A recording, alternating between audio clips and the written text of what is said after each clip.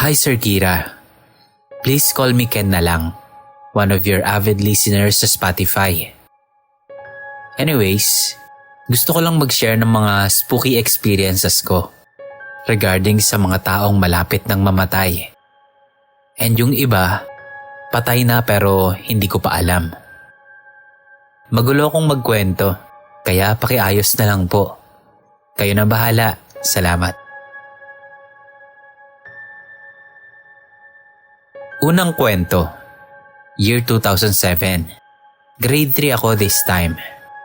May sakit yung tita ko, which I call Mami, since siya na ang nagpalaki sa akin.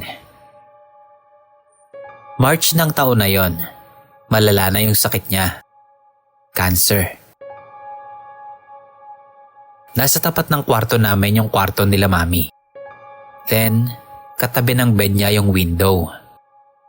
Jalousie yun, tapos naka-open lang. Pero may screen naman.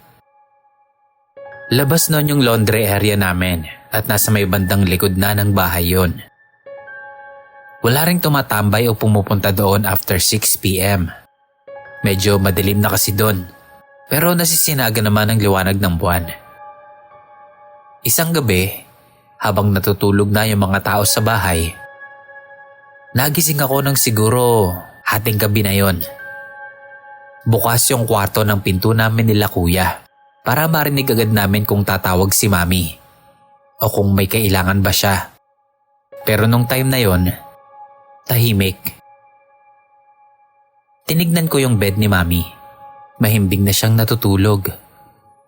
Tapos may nahagip yung mga mata ko sa may bintana niya. Nakakapa. Yung may hood, tapos may dalang kalawit. Hindi ko makita yung mukha niya. Pero yung direksyon ng katawan niya, nakatuon kay Mami. Parang pinagmamasdan niya si Mami habang natutulog. Matagal ko siyang tinititigan. At medyo matagal din bago siya naglaho. Hindi naman ako nakaramdam ng takot. Pero kaba, oo. Hindi ko rin kasi sure kung bakit nandun yun at kung anong ginagawa nun doon. That time kasi, hindi pa ako well-versed regarding kay kamatayan. At ilang araw makalipas kong makita yon, namatay na si Mami. Nung naikwento ko kay na Mama yung tungkol sa nakita ko, sinabi nila na premonition daw yon, na meron ngang mamamatay. Dagdag ko na lang din po, nung burol na po ito ni Mami. Close kasi kami ni Mami. At dahil sa bahay lang yung burol, madalas akong natutulog sa may carpet malapit sa kabaong niya. Ewan ko ba, parang feel ko lang matulog doon kahit ilang beses na akong pinagsasabihan. Bata pa makulit. Isang gabi ng burol, naramdaman ko na parang may humawak sa akin. Parang ginigising ako. Pero nung nagising ako, wala naman akong katabi. Naisip ko, baka si Mami yun. Nagpapaalam lang.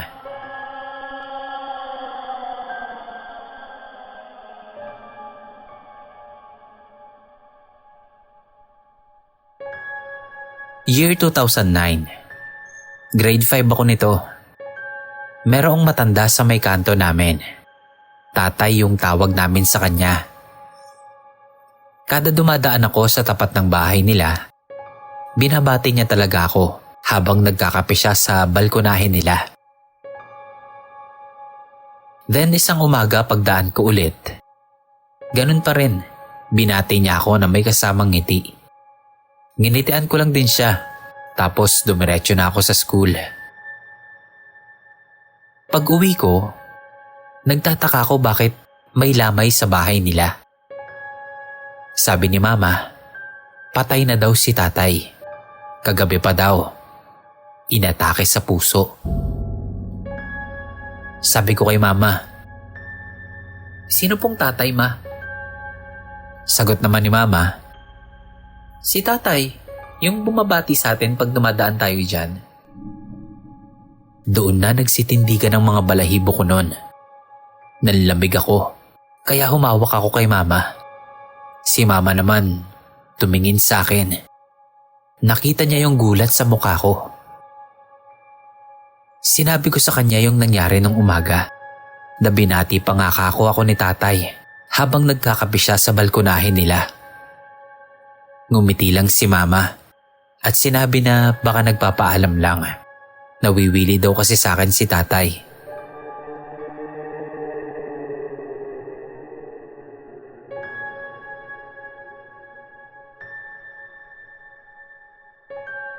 Year 2011.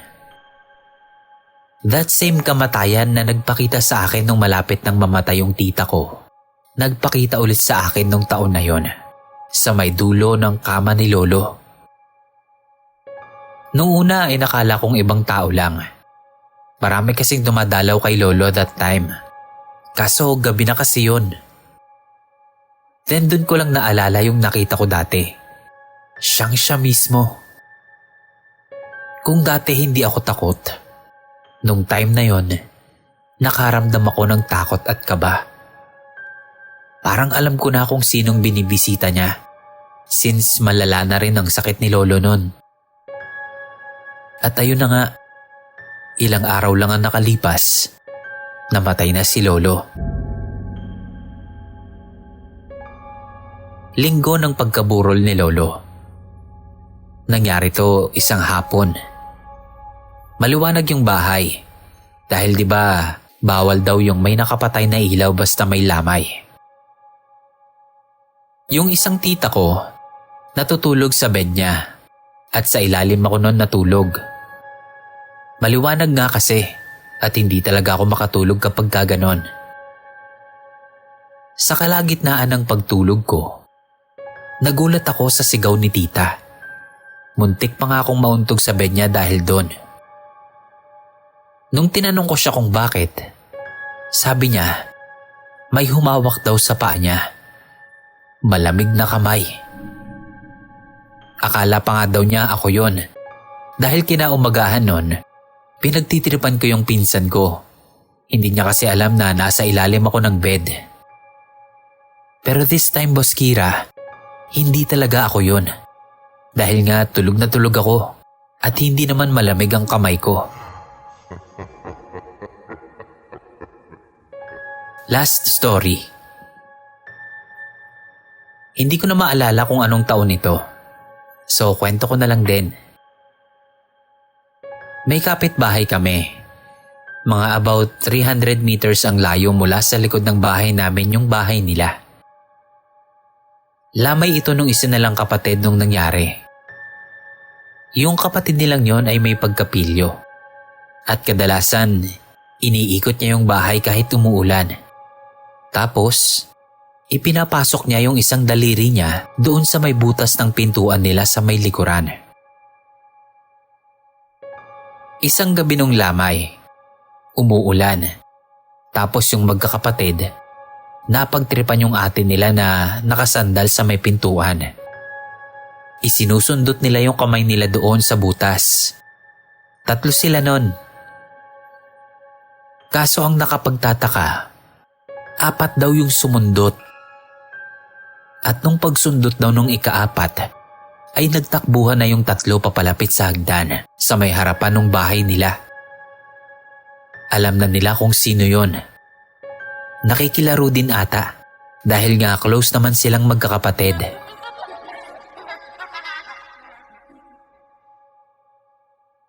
Ito lang muna sa ngayon, Boss Kira. Sa susunod naman po, dami kong gustong i-share. Pero yung energy ko sa pagtatype at pag-alala, konting-konti lang.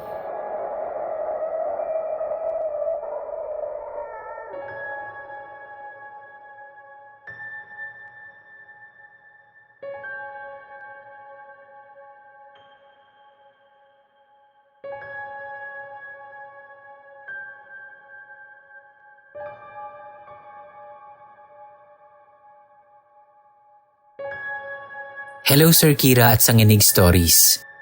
Ako po ulit ito, Dada. Gusto ko lang sabihin na matagal na po akong nagbabalak mag-send ng mga stories ko. Pero hindi po ako napagbibigyan. Ito pong short story na to, sinubukan ko nang isend sa isang page na sikat. Pero hindi pa po na-post. Siguro kasi maraming nagsisend ng stories. Kaya sinubukan ko rito. Hindi ko na maalala kung kailan ito nangyari. Pero naaalala ko ang kaganapan nang makita ko ang isang babae na nakadamit ng itim. Puting-puti ang mga mata niya.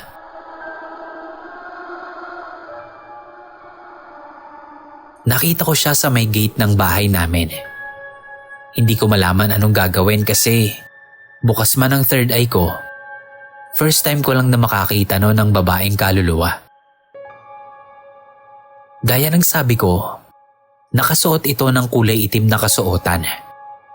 Tapos, meron siyang baliktad na krus sa noo. Hindi ko mawari, pero nagkaroon ako ng pangitain sa nakaraan niya. Isa siyang babae na simple at masiyahin. Sobrang ganda niya at maamo ang muka, pero binago siya ng pangyayari sa buhay niya. Isang gabi, nag-iisa lang siya noon sa kanilang bahay nang biglang may isang lalaki na pumasok sa bahay nila. May gusto raw ito sa kanya at matagal nang sumusubok manligaw. Ayon sa kanilang usapan, ang sabi raw ng lalaki ay matagal na siya nitong iniibig. Ngunit hindi pa rin ito magawang mahalin ng babae. Sinabi pa ng lalaki na mayaman daw siya. Maganda rin ang pangangatawan nito at talaga namang may itsura. Kaya't hindi maintindihan ng lalaki kung bakit hindi siya magawang magustuhan ng babae. Hindi makuha ng lalaki ang babae sa santong dasalan. Kaya naman ang ginawa niya, kinuha niya ito sa santong paspasan. Kitang-kita ko kung papaanong pinagsamantalahan ng lalaki ang babae. Bagamat hindi niya ito pinatay, ay grabing trauma naman ang ibinigay nito sa babae. Makalipas ang 2 buwan, nadiskubre ng babae na nagdadalang tao siya. Galit na galit siya noon. Punong-puno ng galit ang kanyang dibdib. Kaya naman nagbitaw siya ng salita na isinusumpa niya ang mga lalaki. Nakita ko rin kung papaanong humingi ng tulong ang babae sa kanyang tiyahin na isang magaling na mambabarang. Upang magpakalakas, sinabi ng tiyahin ng babae na dapat niyang patayin ang mahal niya sa buhay. Kaya ang ginawa niya, pinatay niya ang anak niyang lalaki. Nung makamit niya ang lakas na inaasam, ay inuna niyang balikan ang lalaking nanghalay sa kanya. Maraming mga lalaki ang namatay dahil sa pambabarang niya. Kahit pa nga ang mga ito ay inosente at wala namang kasalanan sa kanya. At sa paglipas ng panahon ay nanganak rin ng babae. Ngunit pinatay niya rin ito at ginawang alay sa dyablo. Hanggang sa nalaman ito ng mga tao, hinuli siya ng mga ito at saka pinatay.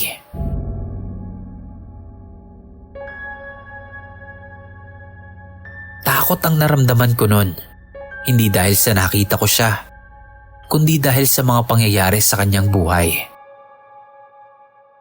Bagamat hindi kami nag-usap, nakita ko sa aking mga pangitain sa kanya na humihingi siya ng tulong. Humihingi siya ng hustisya.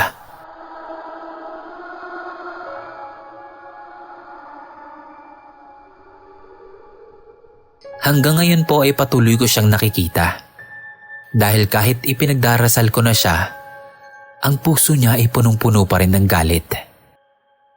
Tila ba hindi niya mahanap sa kanyang puso ang kapatawaran.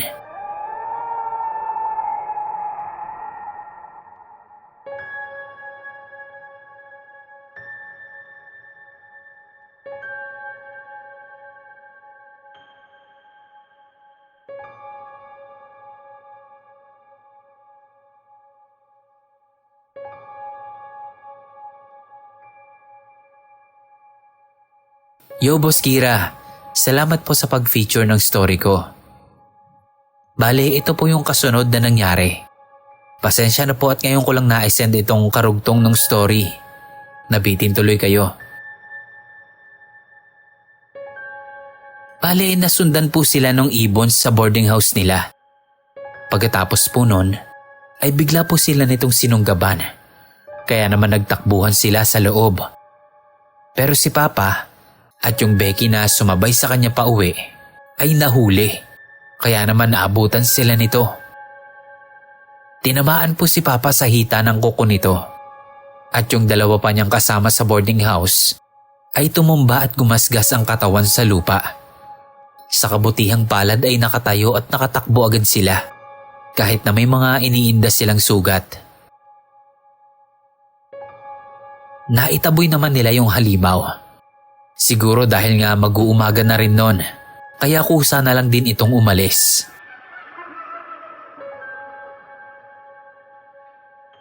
Isang buwan din pong namaga ang hita ni Papa.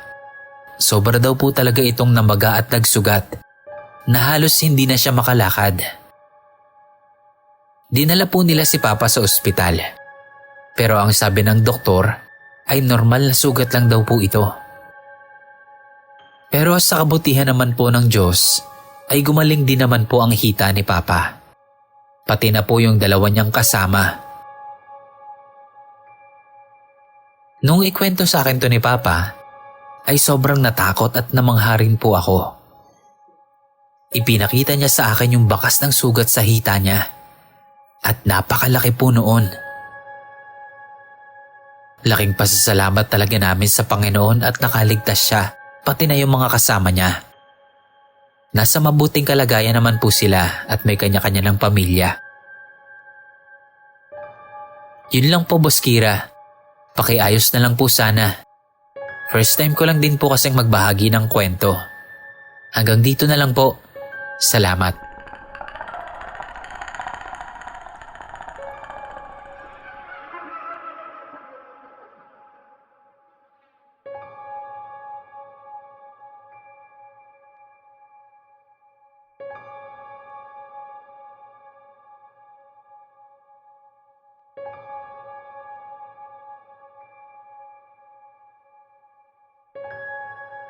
Hi Sir Kira.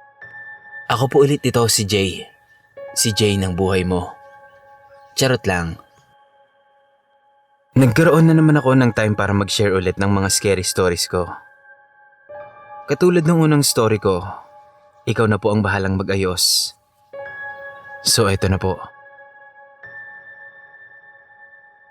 Taong 2002, ipinagbubuntis ko po noon ang pangalawa kong anak. Naglalaba ako that time, mga 10:00 na ng gabi noon.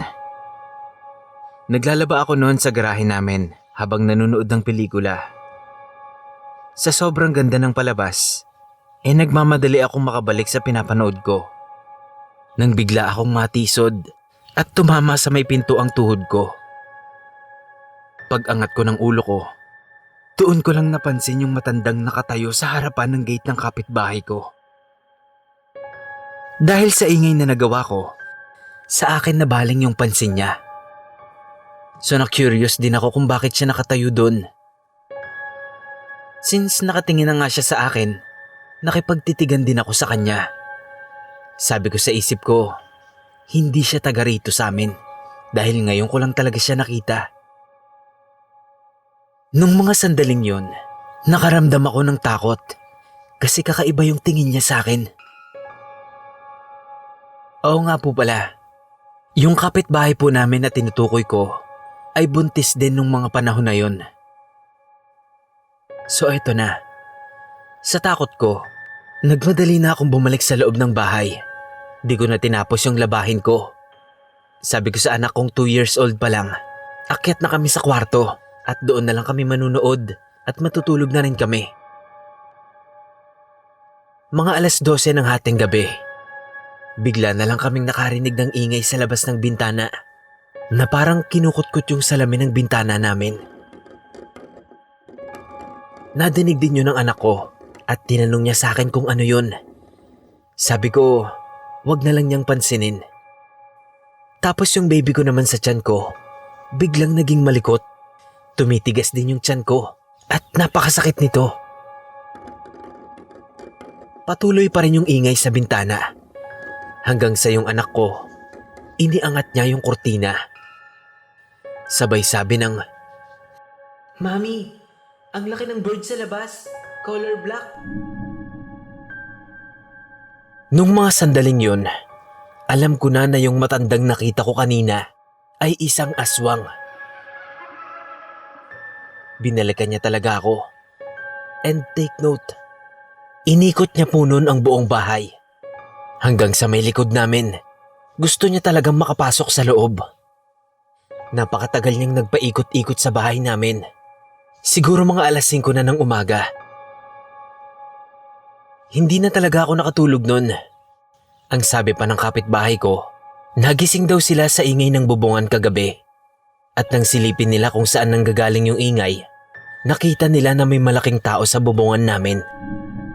At doon pa lang, alam niya na inaaswang ako.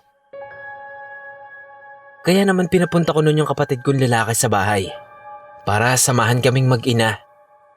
Halos 4 na gabi ring nagpabalik-balik yung aswang na yun. Kaya nagpasya si mama na paliguan ng asin at bawang ang buong bahay.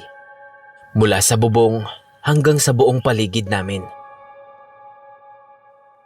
Pagkatapos naman nun ay hindi na bumalik yung aswang at nakapanganak naman ako ng maayos.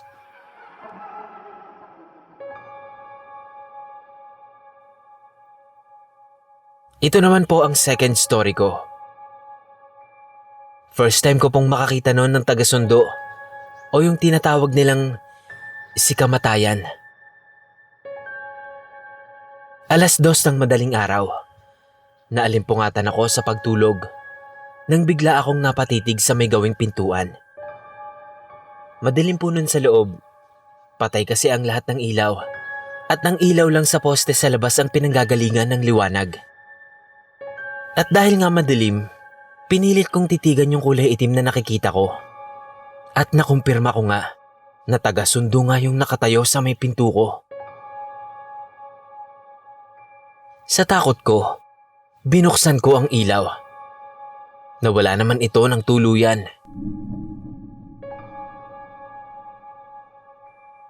Naging palaisipan sa akin yon. Kasi baka ako na yung sinusundo niya. Pero buhay pa rin naman ako hanggang ngayon. Hindi ko lang alam kung bakit ako nakakakita ng ganon. Ano kayang ibig sabihin nun? Tapos ito pa.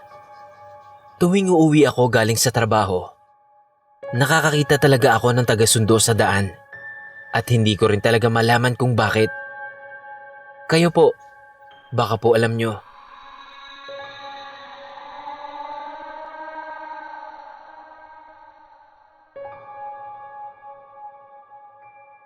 Third story. Nangyari naman ito taong 2013 sa may Insular Building sa Makati. Marami na pong nagsasabi na marami daw junjun dito o yung multong bata na nagpapakita. Siyempre, di ako naniniwala kasi hindi ko pa naman na-experience. So eto na nga, pangatlong araw ng training ko nun. Nagdi-discuss kami ng mga trainees kaya ipinalak sa amin lahat ng PC.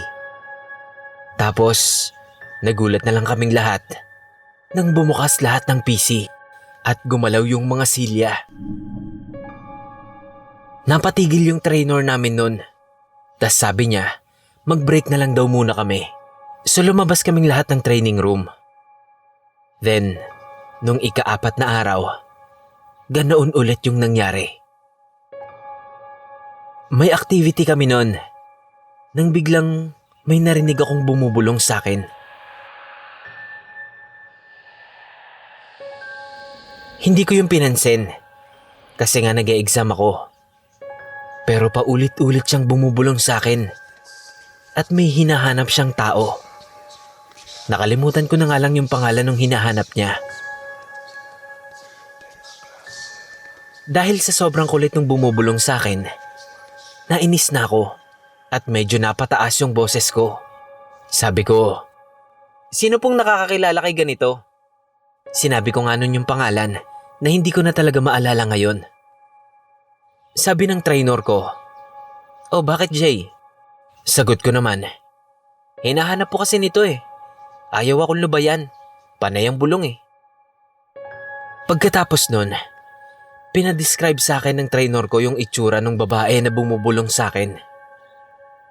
Natahimik siya. Tas sabi niya, jowa daw pala yun ng isang employee doon sa office. At dating agent din daw yung babae na yun. Nung sinabi nila yun dun sa guy, umiyak daw talaga siya. Ganun siguro talaga kapag may unfinished business ka pa sa mundo. Babalik at babalikan mo pa rin ang minamahal mo. Sana all may binabalikan.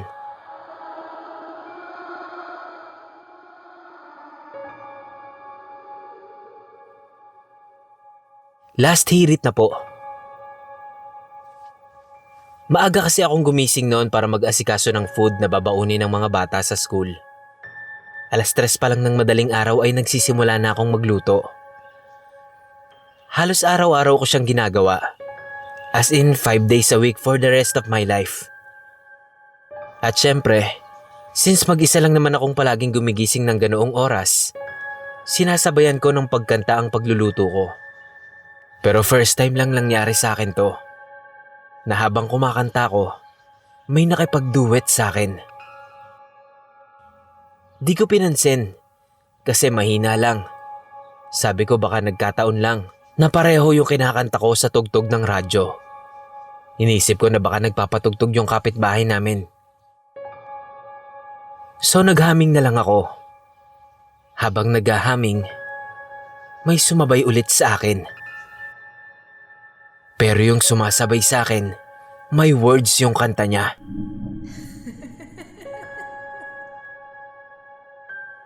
Napatayo ako nun sa kinauupuan ko at ginising ko na nun si Yaya. Natakot na ako eh.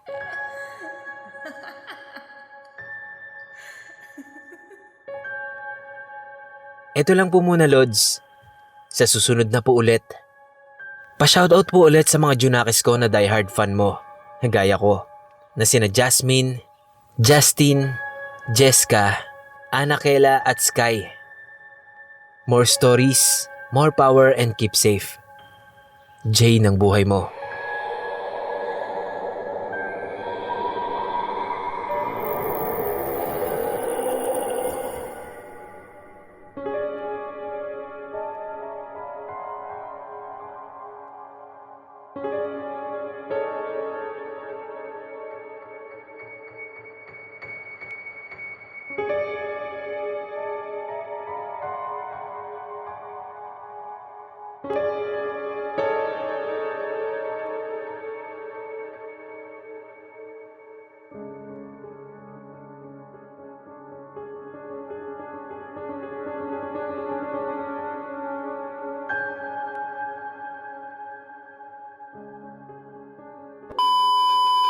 Anyways, gusto ko lang mag-share ng mga spooky.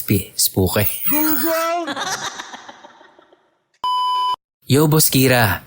Salamat po sa pag-feature ng story ko. Bale, nasundan po sila nung Ibons. Bale, nasundan po sila nung Ibons sa boarding house nila.